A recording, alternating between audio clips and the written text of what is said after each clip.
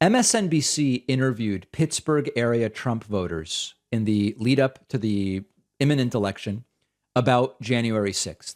And I'm going to play some of this for you.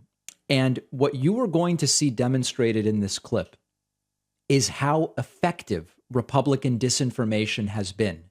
The stuff that they repeat, January 6th was Antifa, the woman who was shot, Ashley Babbitt, was a hero, all of these things that you and I go, there's no evidence for this. Who could possibly believe this crap? Here are the people who believe this crap. And the most important message I have for you about it is the MSNBC didn't go and have to look in little crevices to find folks with these beliefs. This is a disturbingly representative sample of, I would estimate, somewhere between 1/5 and 1/3 of the voting public. This is scary dystopian stuff. Look at this and look at how weaponized their beliefs are. Doug Mastriano was at the insurrection and he was photographed breaching one of the restricted areas. Is that okay? Which area? Because I saw video where Capitol officers were taking away barriers and unlocking Opening doors. Yep. So that's the talking point. There was no trespassing. The officers let everybody in. I mean, they opened the gates. So it shouldn't be disqualifying for an elected official if they participated in January 6th? He didn't strike anybody. He didn't hurt anybody. And the only one that died was a protester there, not a Capitol Police An unarmed officer. female veteran. Was That's the only one that died. That's the only one who died. A police officer. Remember, unarmed female veteran died. This is the whole thing where she was a hero. She was there protesting peacefully and blah, blah. Did die. No, it was a stroke. That's not on site. Caused by that. That's because he shouldn't have been a police officer. It was one woman. So what do you make, though? Support the police, right? The guy who died of a heart attack, he just never had any business being in law enforcement. We back the blue. Overall of January 6th, I mean, watching that footage, it was pretty disturbing. I mean, there were people throwing excrement at the walls, and it was it's the Capitol. It looked a lot like Antifa's actions to me. Except on a much smaller scale, it looked the same as the Black Lives Matter riots. That's what I saw the similarities to around the be. country, not just Indianapolis one. burns. Kenosha burns. But so it's okay Waukesha just because one side that you No, disagree with? I'm it's saying okay Antifa for- infiltrated. Good for one. It's good. Antifa infiltrated. Now understand, if you're listening, this is a group of all white people.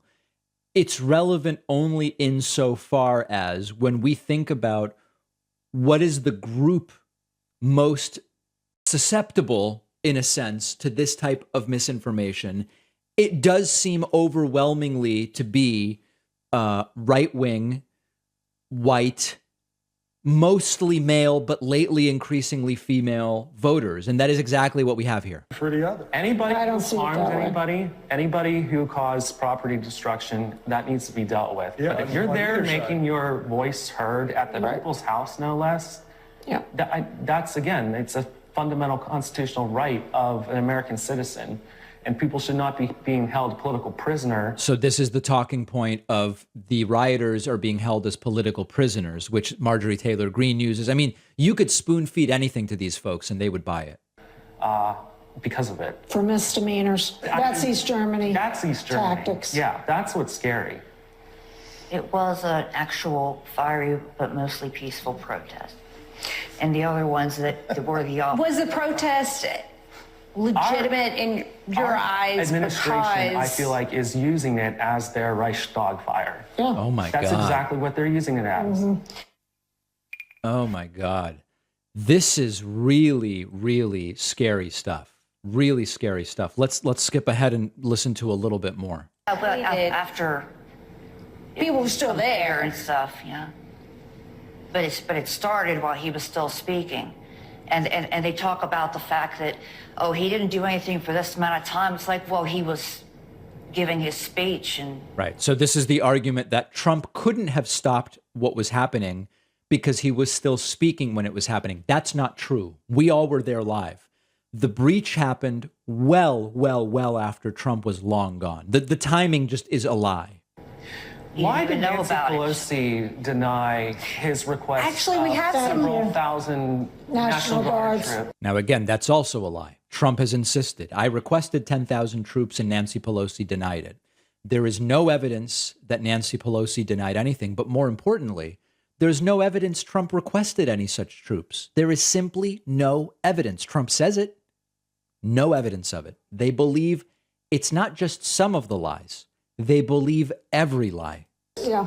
Well, it actually isn't in Pelosi's power to But it was deploy his National to Guard. offer Well, she's them. Speaker of the House. She has no authority over But- that whatsoever. And frankly, I think that's a good thing. But even so, Isn't if she there in was- charge of security If there for was the that great Capitol, of a though? risk that she Not was Nancy. offered them, then why didn't she anything. preemptively beef up Capitol Police? Right. What she does have the authority to do. These are very serious brain worms. And I know, well, it's pejorative. There is something really wrong here. There is something very wrong where every lie they believe. And the most important question for us is, it's very clear that just putting up good candidates who tell the truth and who actually care about constituents, it is not enough.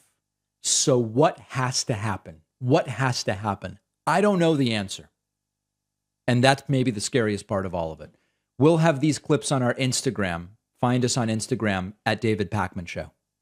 Something in your home that you use every day contributes to deforestation and climate change, and that's toilet paper.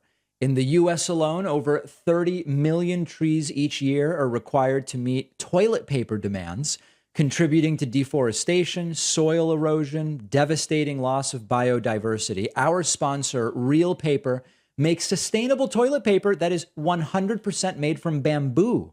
A bamboo stock keeps growing. It can be harvested forever. It means that the soil and the ecosystem aren't disrupted. No carbon removing trees are cut down. The paper industry has a massive effect on deforestation and climate change, but you alone using bamboo toilet paper can make a positive impact, because for the toilet paper that just one American uses in their lifetime, hundreds of trees are required. Put an end to that right now with Real Paper. The best part is the stuff is really great. It's just normal soft toilet paper.